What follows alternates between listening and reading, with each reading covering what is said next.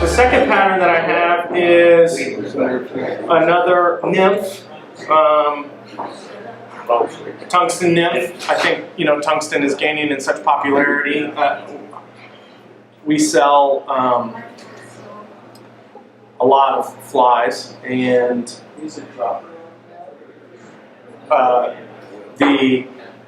I've stopped ordering like brass and things like that. I'll custom order certain patterns in certain books with tungsten, or sometimes I'll even oversize the tungsten. So if it's like a size 16 that's built for a 3/32 speed, I'll add a 7/64 speed or something like that, because I know for us, we fish a lot of droppers in the summertime, our peak operating time, and a lot of those droppers can gain in length as the season progresses and things get more technical and whatnot, and that extra weight, sort of like that, on that midge pattern definitely helps. But same thing with this. This is called the Dawkins worm, and it's same on worm spin-off, a new twist on an old classic as my midge pattern. This one I'm using the Orvis Tactical Check Nymph hook. It's barbless. It has a retainer bend on it, and has a slight triangular point, sort of like that Tiemco SP series hook that can really stick fish pretty hard and it stays stuck. But this one came from the issue where if you are nymphing and you are fishing a lot of worms like we do early in the season, like on the Henry's Fork, South Fork of the Snake, any tailwater, things like that, I noticed that the first thing that would blow up on the pattern would be the front half of it. Whereas if you're fishing a dropper, or you're fishing it as a point fly, the front end of that pattern, this part, the chenille would separate from the core, and it was from getting hung up on the main portion of the leader and whatnot. So I wanted to eliminate that, so that my flies could last longer, but still deliver like a nice sort of compact package. And same with the midge that sinks quick and stays in the strike zone, quick as well. So with this one, I figured out a way to tie a pattern. This one I'm tying with a hot bead that eliminates the front end of the tail, so the fly won't be garbaged as fast. Same thing, 6/0 or 70 denier thread, red. Similarly to the midge that I just tied, you can tie it in a multitude of different colors. Pink works well, especially in spring when rainbows are spawning.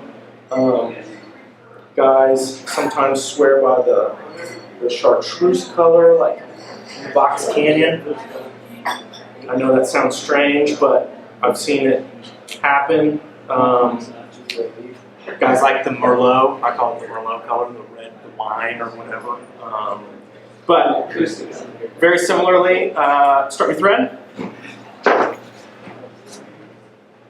Trim off the excess.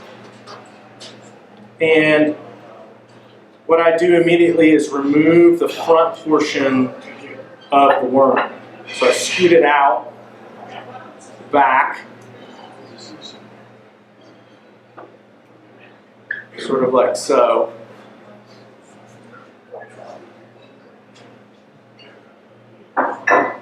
And if you don't get it perfect, that's fine. Like a quick razor blade cut or something like that, it's pretty easy. We can trim it up. So I remove the front, the chenille, and then I secure it directly behind the beak. And this one is a little long, so I'm going to trim it off right now. So that leaves you with basically just the back end, the tail end of the worm. This is the brassy sized ultra wire in red. I'm going to tie that rib in. And then I'm going to move my thread back to about like 1/4 length down the bend, per se. Now I'll secure my chenille down to the hook shank with a couple looped wraps.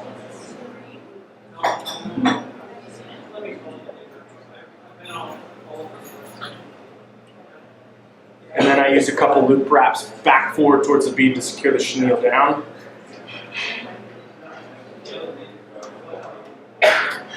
Pretty simple. Then I just wrap the wire rib. I always wrap the first wire piece over the secure point on the back of the chenille, so it gives it a little more security and stoutness. And then you can space your wire ribs as far as you want forward, or as far as you want apart, up the chenille to the end, secure the wire, trim off your excess.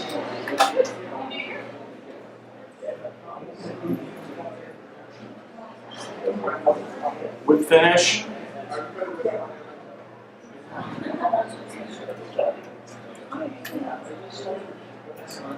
And I usually leave the tail the same measurement as the total length as of the shank and the bead of the fly. Usually with the worms, I tie them a little. I cut them a little bit longer because you will use. I don't have a lighter, but a flame to finish off the end. If you're not tying it with a hot bead, if you're tying it with a regular like tungsten bead in whatever color, a lot of the times I'll show you, I will add a quick fluorescent orange collar. And the worm isn't the only pattern that I'll do this for. A lot of like pheasant tails and hare's ears and Pat's rubber legs, a lot of those nymphs, I'll finish with an orange hot wrap just at the top. Not that it just gives the fish something different to look at. Sometimes there's a trigger point for them that of the way they want to grab it, or whatnot. Or you got to think if you're fishing a piece of water where there's been 50 other people in front of you, or 25 drift boats, and they've all got the same drift. I want every chance possible to get my folks into some fish, or to catch a fish myself. So any little idiosyncrasy I can make to my pattern to make it different than whoever else is fishing it in front of me, I try to do that. So you also can tie it with, I tie a lot of them with the pearl braid, the sparkle braid core. That's another good one that you can tie in those different patterns. This one I tie with the Montana Fly Company lucent bead. Those beads are pretty sweet. They've got a multitude of different colors. They're all tungsten. This is the blood red. They have coffee. They have a fluorescent orange. That's another one that I fish a lot. So yeah, that's my take on the worm.